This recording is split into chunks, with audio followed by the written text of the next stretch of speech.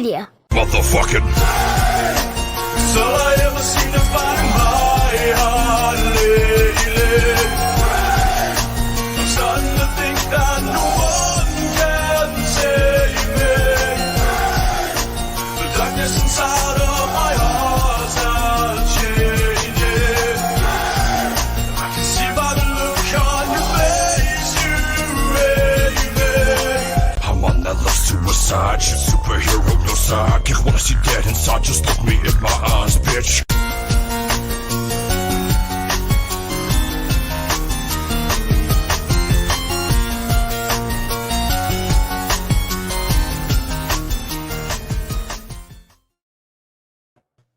We're back. Boom. We're only 10. That's not bad. That's not bad for us. That's pretty good. We did pretty good tonight. We're We here. almost made it on time. Ow. Oh.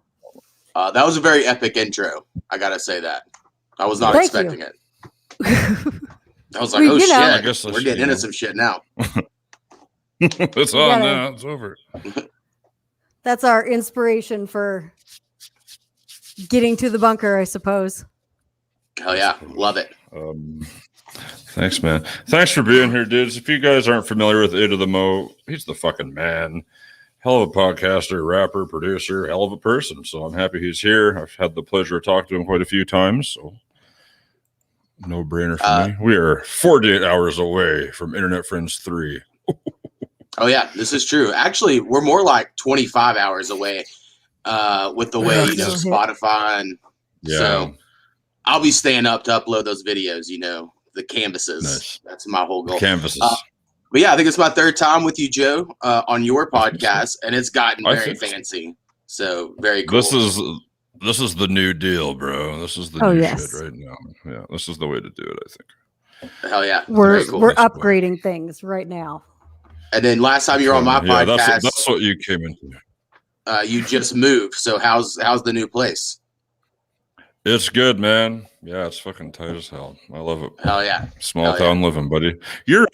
Whereabouts in Oklahoma are you at? Because you're both in Oklahoma. Sarah's in Oklahoma. Yeah, I live in Ada Oh, Okay.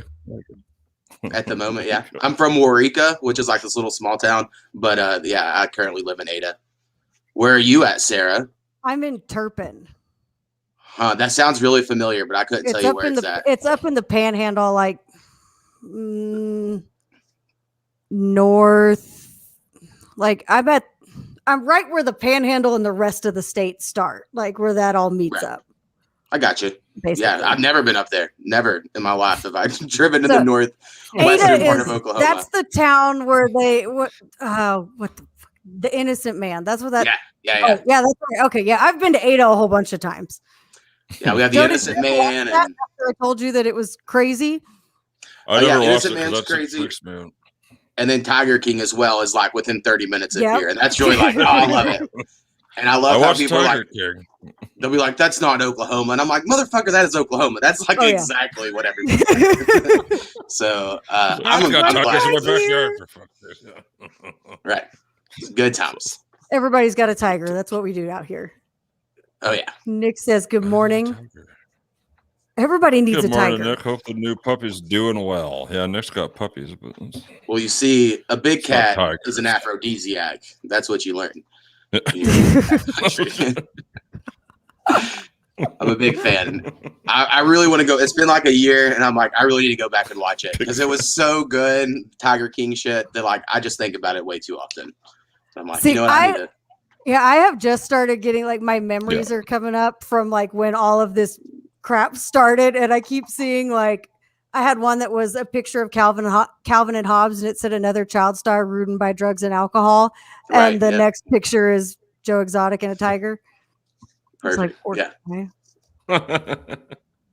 or the one where it's like when you are watching an interview in a bathtub and it seems totally normal, you are knee deep into the Tiger King. Yeah, and then it still had that like really realistic scene where the guy watches the other guy shoot himself, and you're like, "Oh my god, this got like really Oh, serious yeah. out of nowhere."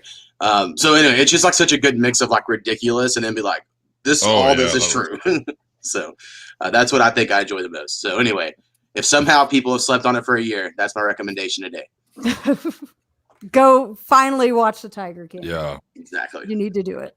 Well, and see, I think Joe the first was time I went, what the born fuck? like an hour away from. He was born in Garden City, Kansas, which is an hour to the north of me. And then, I think it's 3 hours down there from here, 3.5. No, probably a little bit further, something like that. I don't know.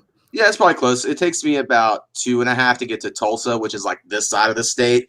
So honestly, it'd probably be like 4 hours, 5 hours to get to the Panhandle. I'm trying to think. It's 3.5 to Oklahoma City, so it'd probably 4. Be another hour and a half. Yeah.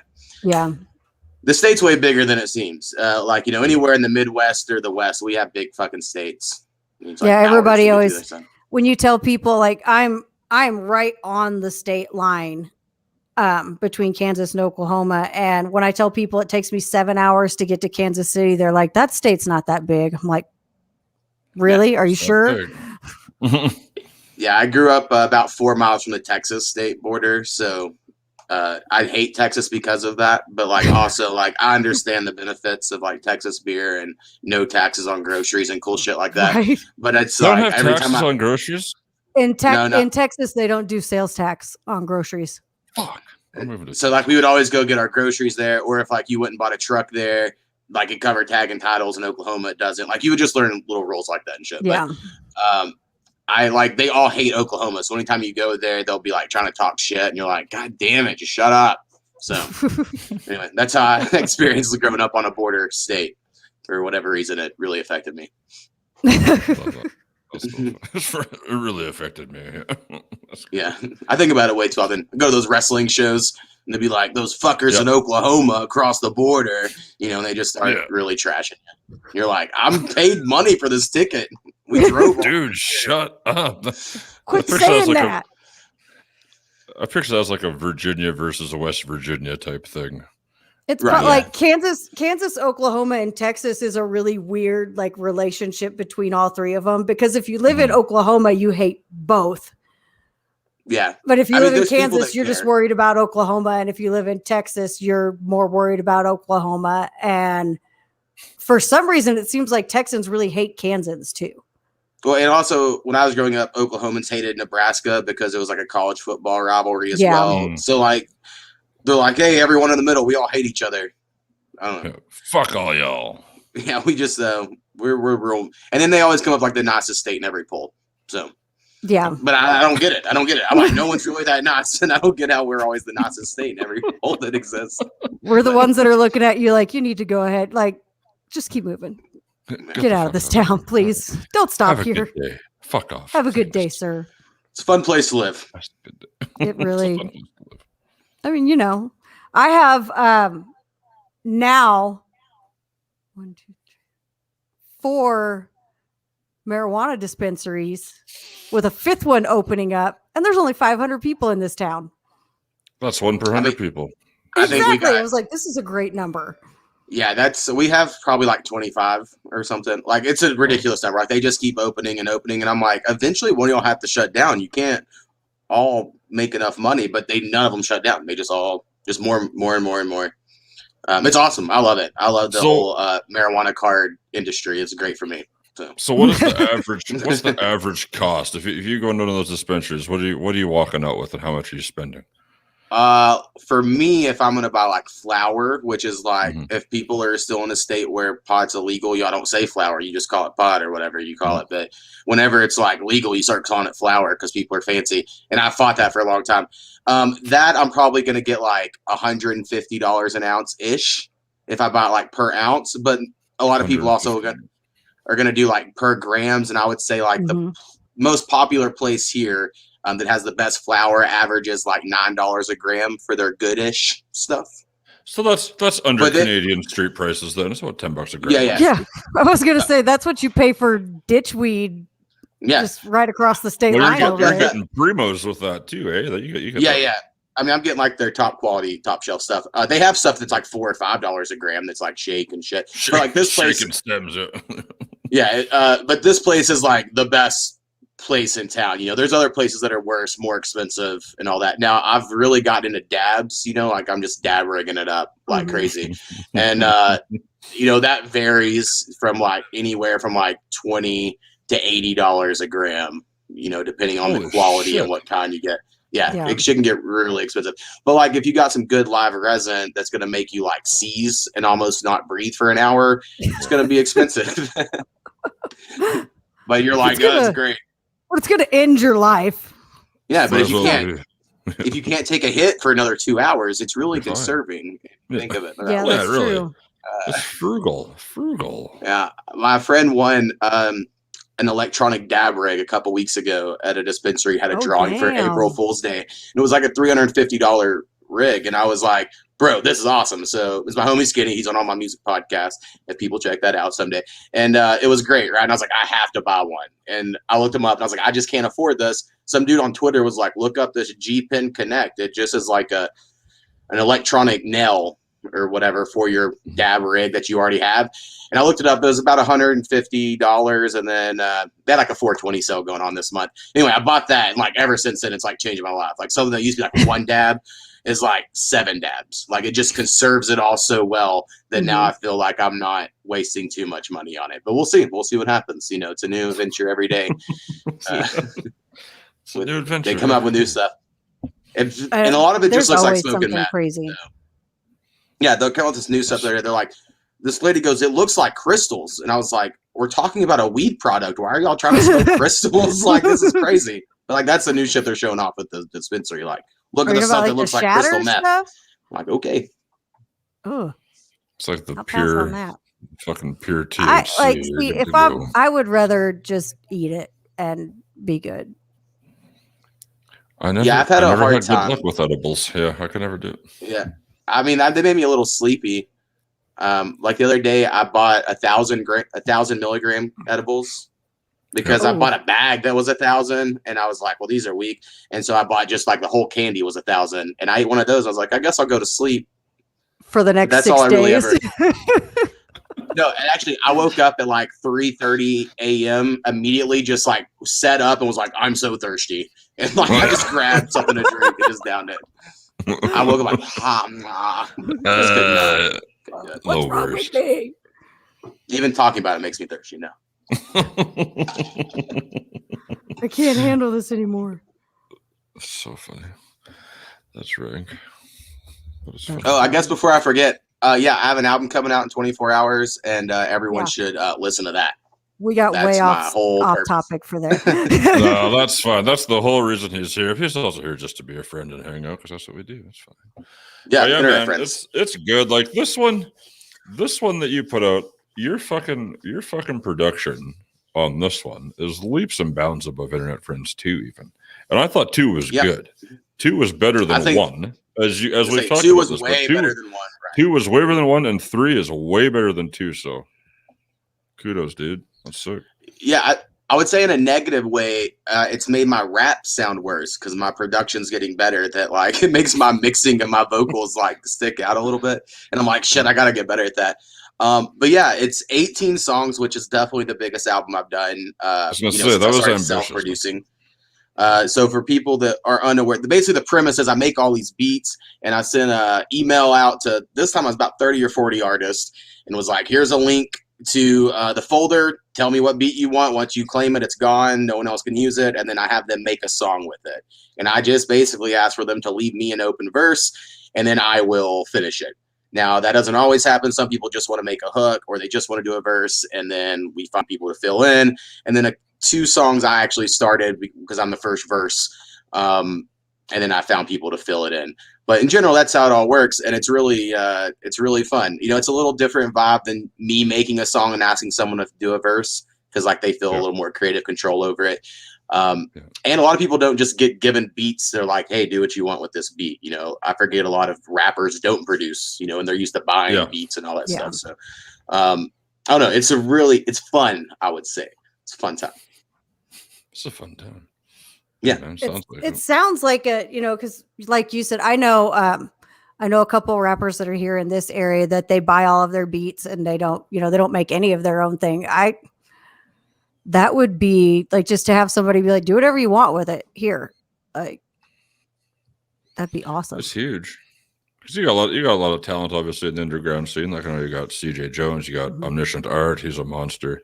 I'm happy you guys linked up on a track. And there's so many that could shine if they could afford beats, right? So to give them a beat and say go for it, that's cool. That's really cool. Right. Yeah. And both those guys, they're super talented. So CJ Jones, I'm sure you've had him on at least some show. You should have him on this as well. He comes on my podcast because he'll talk about some random shit with you. That's always a good time. But he's like really talented and he can really sing. And so, yeah, both of his songs he's on, he's really good. Omniscient Art is very great to work with. We become internet friends. And that's the only thing, like you learn through these processes, like who you like. I don't know. I know it's hard to explain, but like when you're sending emails back and forth and you're getting feedback, like some people are kind of douchebags to work with, and you're like, okay, I don't want to do this anymore. I'm not going to invite them on the next one or whatever. But that's all part of the process. I don't know. I've snapped on people before, like on some emails because I misinterpret some shit. And so it all happens. That's all the fun. I really enjoy like some guy we have in here, not like call him out a bad way, like Mountain Lion. He's a guy who's kind of new. But I was like, I like him and he's my friend and he likes all my shit on Twitter. So guess what? He's on 2 songs and we're going to fucking make it sound as good as we can. So there are some people like that where I'm like, well, they're just friends and we're going to make this shit work. And, this will be like the most plays they get all year or something, and I'll be like, well, hell yeah, as long as I can help with that, I'm all for it. Yeah, man. And then the only reason I get plays, I got to shout them out. It's Graveyard Entertainment. There's some homies on Twitter. They have playlists that they put me on a bunch of playlists and help me get plays. And if it wasn't for them, I would honestly get no plays or very little plays. So they will help get everyone plays off this album, which always makes people feel good. Yeah. Well, definitely. That's the struggle for any fucking indie artist, any genre, hip hop, whatever, is just having somebody fucking hear it, right? Because I think you're sick, man. Like I think you're a dope ass rapper. Your beats are fucking great. I don't know if more people heard it, I think they'd be like, holy fuck, 8 of them all kicks ass. That's what I like about this little group of artists that seem to have kind of circled around each other on Twitter.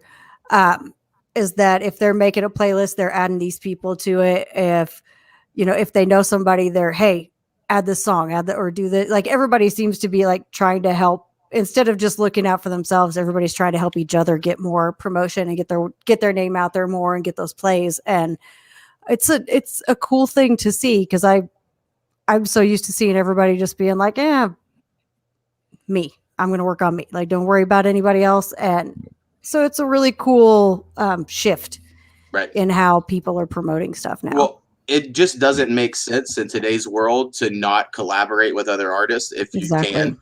Just like podcasting, it's all the same thing. Like, I need people to call into my podcast or I don't have a podcast because like that's how my whole podcast works.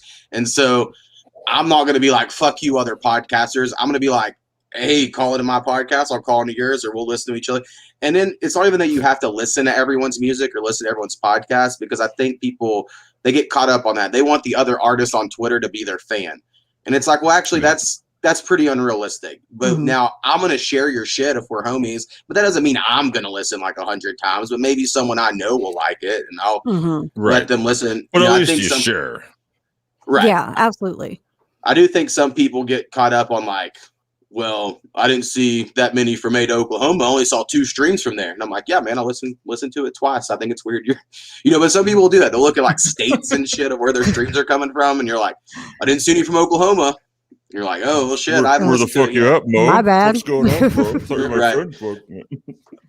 So it does get weird on some of these things. Or like, I sell beats. And so like sometimes a friend on the internet buys a beat. And then they want to start like asking me shit where I'm like, hey, if you were just a person, you would have just bought the beat and then I wouldn't have to do all this extras. Like I will be friendly, but there are times where you're like, I don't know. You ride a fine line trying not to make people mad. It's like, I'll buy this beat and I like this beat, but can you do this instead with this beat? It's like, fuck you. Why'd you buy it? Right. And honestly, I would do that. I would do like a one change for someone on something. Yeah. But if someone keeps coming back of like, well, actually, and now I need to do it. I'm like, well, then buy that beat when I make it later, I guess. Then come back again another time. Right. Can you just make me a new beat? I don't really like this one. Yeah. More or less how it goes.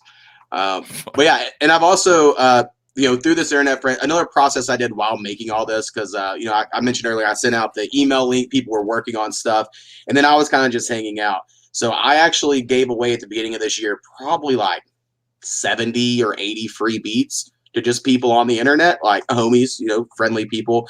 And I just sent them each about 7 or 8 free beats and was like, these are yours. I just want 25% on DistroKid, and you do what you want with them. So hopefully some of those are going to start hitting in the next couple months. Some people making EPs out of those. And that's a big risk, because all of those I could have sold. I could have uploaded all those and tried to sell them. But I was like, you know what, let's be friendly to people, hook people up, and maybe, that'll work out better in the end. But, that's what all this internet shit is. It's just you're trying different stuff all the time. Yeah. Yeah, absolutely. Just trying to kind of throwing shit at the wall and seeing what sticks. Eh? Yeah. That's what it is. 100%.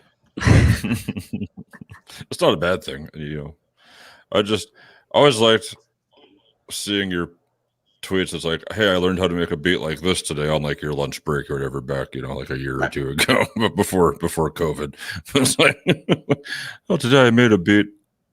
I don't know. I'm going to put it on Twitch and stream it or whatever while I'm doing this. Yeah, it's cool. I like that. Because you're always working on something. You always say that making beats to you is like playing a video game, and you love it. Yeah. That's cool. Yeah.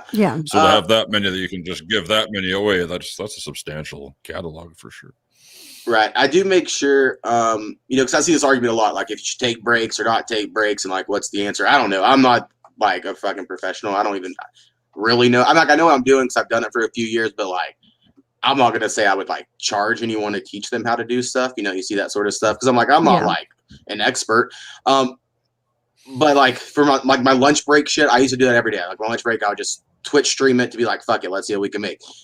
Whereas now I think what I do is every Monday, my homie Skinny comes over, we do some dabs. I make like 3 or 4 beats, and then I at least do that every Monday. And then if anything extra happens during the week, I'm like, that's just some bonuses, that I got a little more stuff in. Now, if I didn't do a podcast, I could do a lot more. But, my Thursdays and then maybe normally like a Saturday is like that. I have to do my podcast. I do 2 a week and sometimes 3. So it's just, whatever I can schedule in. But I do, not to pat myself back too much, I get impressed. Like, I kind of put out a lot of shit. Like, a lot of content gets made at this computer. And again, I think it's going to have like a family. So I like, don't have to fuck around with that. I just kind of make stuff all the time. But yeah, it is all enjoyable for me. Like I can sit down and be like, hey, I'm going to play this little thing on my MIDI keyboard. And then, I put in a different key, and then you add some drums, and all of a sudden you're like, I think someone could rap to this. Yeah. And then it's all done. Yeah. That's the process, man. That's cool. I dig it. I fucking dig it. Do you find yourself like whenever you get in those super creative stretches where you're just going, I am doing too much right now? Because you've got the podcast going, you said 2 to 3 times a week. Like, do you ever have those times where you're just like on a roll, coming up with beats left and right, and you've got the podcast going, and you kind of like sit back and go, okay, this is a lot. Oh, I think he's frozen. Oh no. Did we lose Mo? I'm back. There he is. There we go. We'll remove the frozen one. So, yeah. The frozen. Y'all both started spinning, and I was like, I have a feeling they can't hear me. Good. We're like, what? Yeah, that usually will do it. That'll do it. I hope it froze on a very suspenseful moment that you were like, You're just kind of like, look, check this out. See, I can even bring it back up. Oh no, it went away now. Dang it. Oh, it went away. Damn. Like I can still see the picture down here, but now when I try to bring it back up, it's just a black screen. So damn it. Never mind. Too bad.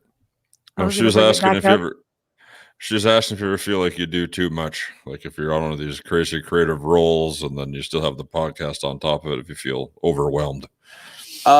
Yeah, I think all the time I feel like I do too much, but I'm very self-deprecating. And so I just always, I just always tell myself like none of it's real. None of it's important. Like, all the people that listen, they don't really listen, like, I don't know. I just always have that like attitude, and I know that's not good. That's like opposite of what you need to succeed, I guess, in this whole stuff. But it helps me to be like, I'm making the beats for me. You know, the music's really just for me and a couple of my friends. And then the podcast, you know, we started off like, I don't know if y'all looked at y'all's. I'm sure you look at your numbers, of course, but like I just do just an audio podcast. And when I first started out, it was like the numbers were great because that's how it is when you start a podcast. Like a lot of people will check you out, like random robot subscribers and shit. And so you look at your numbers, and you're like, oh hell yeah. And then when you actually get good, your numbers are worse. The numbers fall off, yeah. But you're like, I'm actually good now. So it's like, it kind of gives you mixed feelings about it. And so now I'm like, I just can't do it for that. You know, I have a Patreon. I don't know if y'all do, but I would suggest it. It's great. And I've gained fucking patrons, you know, the last couple months of people I've never met in real life, you know, just like people on the internet and shit. And it's like, that has to make you feel like, well, you're doing something, you know, if someone's willing to give you $10 a month or whatever for you to fuck around on a podcast. So, I try to do that. My cousin is on every Monday, my cousin Snappy, and then he really enjoys it, you know. And he even mentioned last week, because I told him I think we're canceling it episode 500 if we get there, because eventually I just got to have an endpoint because I need to do a new podcast or something if this one doesn't blow up. And I kind of was just saying that to him, and he's like, man, I really enjoy coming over here every week, you know, like it's part of his fucking week, you know, is him doing this. So there's like some benefits to doing all of it, and the machine is going, as I explain to people. Like when you start a podcast, you can't just fucking start a podcast. You're like, I guess I'll do a podcast every once in a while. Like it's a fucking machine. You have to always be scheduling. Like I have no one scheduled for my next week's episode. And I'm like, fuck, because I thought May was already going to be by next Wednesday. And I have this whole the first Wednesday episode of the month, I do a special thing. And I was like, God damn it, there's a whole extra fucking day this month. So it's like, we got a whole other week left. Fuck. Yeah. So, I mean, that's just something I'm always doing. And my wife's come to the point where she's like, she doesn't even give me shit about it. Where I think before she was like, you're going to mess with the podcast or not. Where now she's like, oh, you have a podcast or not. Like she's come to terms that this is some shit I'm doing or whatever. But I could be doing worse shit. You know, I think of that all the time. And I've maybe made up my money back on all my beat software and shit I bought by selling them. And my podcast pays for itself with my Patreon. So I'm not like a financial burden on my family doing all my activities. So I think that helps as well. Yeah. I saw a guy on Twitter a few months ago, and he was posting how his wife gave him an ultimatum about quitting producing. And everyone was like, leave her, bro, divorce her. And I was like, first off, you could tell none of these people were married. And I was like, well, we don't know any of the other side of the story. You know nothing about this. If he's ignoring his family because he's making beats, then yeah, she has a fucking point. But yeah, I guess if she's being a cunt about it, it's like how Twitter wanted you to interpret it. And I was like, I don't know. We only got this one guy, was one half of this. You know, you should have had her on your podcast. You could be like, hey, tell me some more about this whole thing. Yeah, we're going in on this other producer. That's it. We got to do it. Yeah. Damn it, I missed out on the golden opportunity. Damn it, you got to get in. See, I fell into the trap for a little while of looking at, you know, I'd look at the numbers of how many people were viewing, and then I would go in and click and look, and you know, it shows you 3 seconds, this minute, this much time, this much time, this much time, and it would be 3 seconds, this much of the viewership, and I'm like, shit, I'm gonna get out of here. That just means somebody went, oh hey, look, I don't think so, and took off. And I had to I won't I look at how many viewers we had, and I'm like, that's it, because if they took even 3 seconds to click on the show, that means something about it caught their eye. Yeah. So, I mean, to me, catching their eye, to me, that's the biggest thing. Right. I just love it when a homie hits me up and they're like, hey, 2 weeks ago on the podcast, you mentioned this and I've been thinking about it. And I'm like, what? All right. Hell yeah, man. Awesome. I think that's awesome. I made some point that sticks with you 2 weeks later, because half the time I don't even remember it after I say it. I'm like, I don't know. I just kind of said it. That's kind of what podcasting is. Yeah. You're kind of, it's half bullshitting, but you're kind of serious. And afterwards, you're like, it was a performance. Even though it's it's true, but it's kind of wrestling. It's kind of wrestling. It's podcast. It kind of is, because you have you know, you're yourself, but when you are live on the air, I think you're a little bit larger version of yourself. Right. Yeah, totally. I had this rant one time about how who needs fucking smoke detectors? All you do is buy batteries for them. They're made by fucking the battery companies, obviously. How often does your house catch on fire? I went on this huge rant, which I obviously don't care that much, but if people would have listened, they'd be like, that motherfucker hates smoke detectors, you know? So, I don't know, but that's how you make it fun. That's the way this works. Exactly. Yeah. That's what it's for. Right. And because you hate yourself, they're not fucking listening anyway. So fuck them. Exactly. It's like best case scenario, there's like 3 people listening or something. Yeah. I had a really fun, I think it was my 3rd music episode, maybe a little after that. We had this guy, I think his name was Mr. Play a Click. Hell yeah, I can't believe I almost forgot that shit. And he worked with my cousin, the one I mentioned who comes on every week. You know, he worked at this factory in town. And he talks to my cousin. He's like, hey, I would like to get my music on there. We play him. And he is way below par, or like way below the bar I would normally have people on. Normally I'd be like, hey, man, this isn't going to fit. I apologize. But I was like, you know what? He's my cousin's coworker. I'm going to play him just to be nice. And it was like the worst song we've ever played on the podcast, you know, or whatever. And we kind of come back and we laugh. And we're like, yeah, we're all cool. And then we go on about our business. And then that dude bought like 5,000 fake listens to that episode on SoundCloud. And so it has like all the listens. And then all the comments, which I had to go in and manually delete, are all like, Mr. Play a Click's the best. They better sign Mr. Play a Click to a record deal. Mr. Play a Click this and Mr. Play a Click that. Yeah. And I was like, oh my God, this is ridiculous. And then that really got underneath my skin. And after that, I was like, I almost don't want the plays. Because that, like, if you have to get them through people buying fake streams and shit, I don't know. Right. It's not worth it then. I always say I want organic listens over anything else. I would take 5 real people listening over 5,000, robots that didn't actually listen to it. See, I have like I see a lot of arguments on the internet. Like, if people want to add me to a playlist and then they want to go stream that playlist all night, I have they can totally do that. That's their prerogative. Yeah. But I myself don't pay to be on playlists. They're like, I guarantee 10,000 plays, because that means they will just be robots. Oh yeah. But you gotta give me like $100 and I'll get you on this playlist. Like, bro, right. I just ignore all that, and maybe it is worth it. Maybe they'll make my money back. I'm not saying it wouldn't, but. I'm just like, I don't know. It just isn't something I care about. I fucking hate that shit. I hate people that fucking charge artists to get on playlists or review their music or fucking put them on a radio show or anything like that. I think you're a fucking piece of shit, because it's so expensive as it is to do this shit. Some of these guys they're spending thousands and thousands of dollars on gear or studio time or just the time and effort it takes to fucking do the music in the first place. And then you're going to sit there and say, man, that's a good song. I like that. But $300 I'll put you on this playlist. It's like, go fuck yourself. Just fucking asshole. Well, and then the radio reviews and stuff, like, I don't do YouTube videos myself, but I do see it where someone's like, and if you pay however much money, you can jump the line and you'll be at the top of the line. And they're like, I'll even say something nice about it. Yeah.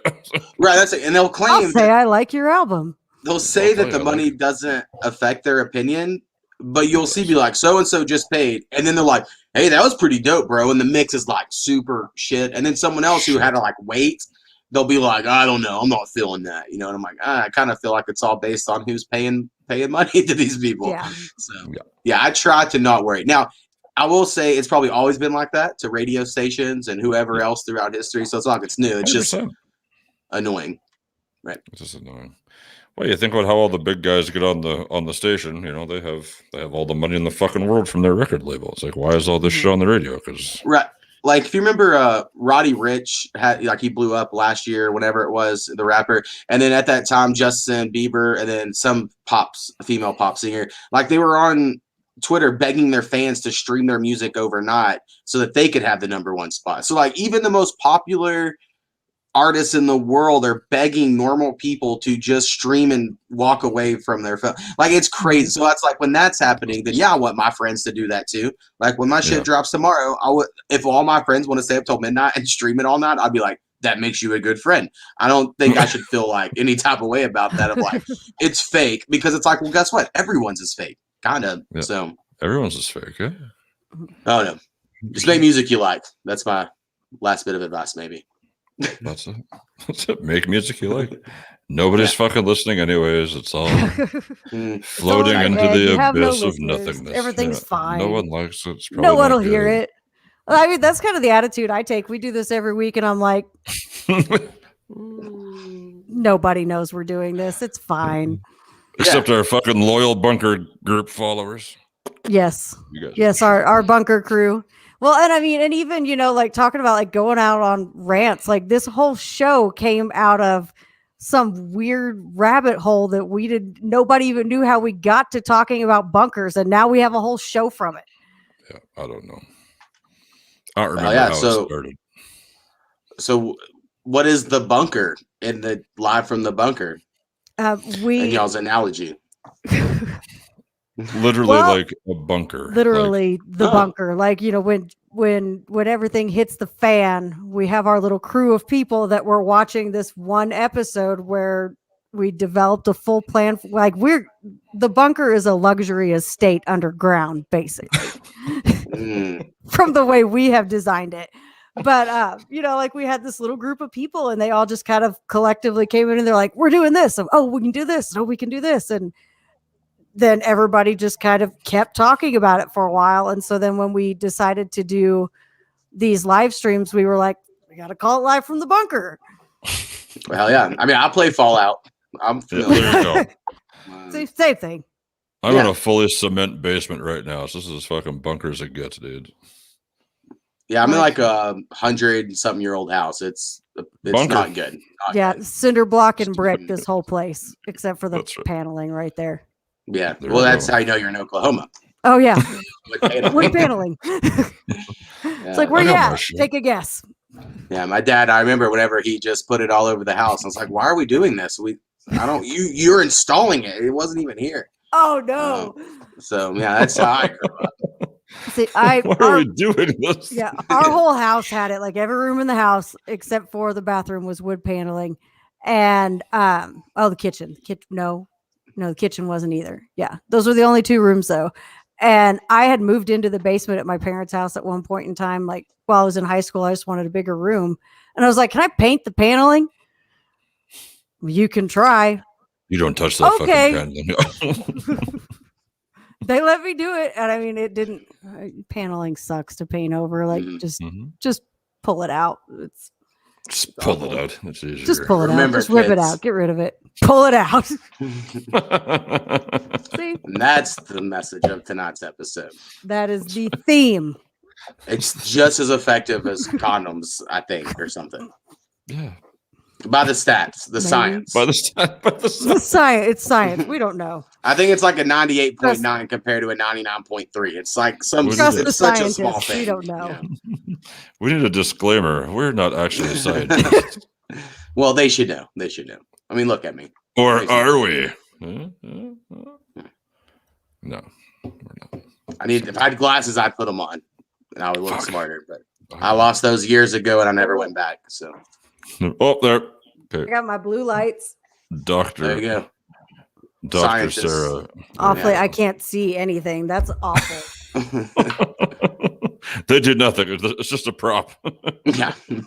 They're supposed to be blue light blockers, but there's a huge glare from the screen, like back on there, and then it looks like my kid got a hold of them because they're pretty dirty right now. Yeah, I think there's some arguments over if any of those actually work. If like it's just a big scam, or if like somehow because I bought some as well, and then I was like, I don't feel anything happening here. Yeah, they're always like, you'll go to sleep easier at night, and I'm like, your eyes won't be tired anymore. I was like, I'm still not sleeping well. My eyes still. How is this going to solve my back pain and anxiety attacks? Exactly.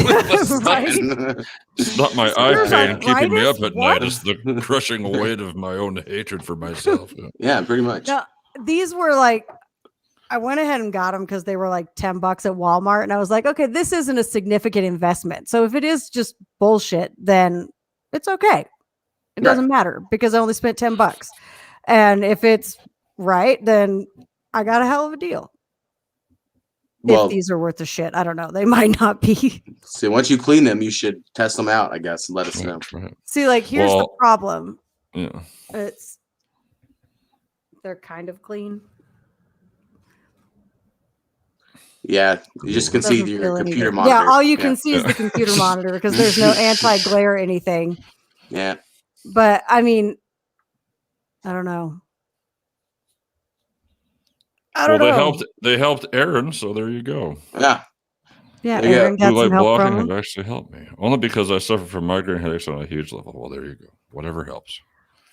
I mean, what I'm looking at, when I'm doing stuff like this, I'm taking these off. I can't do it. Yeah, it's I bought them specifically for this because I'm on this stuff so late at night.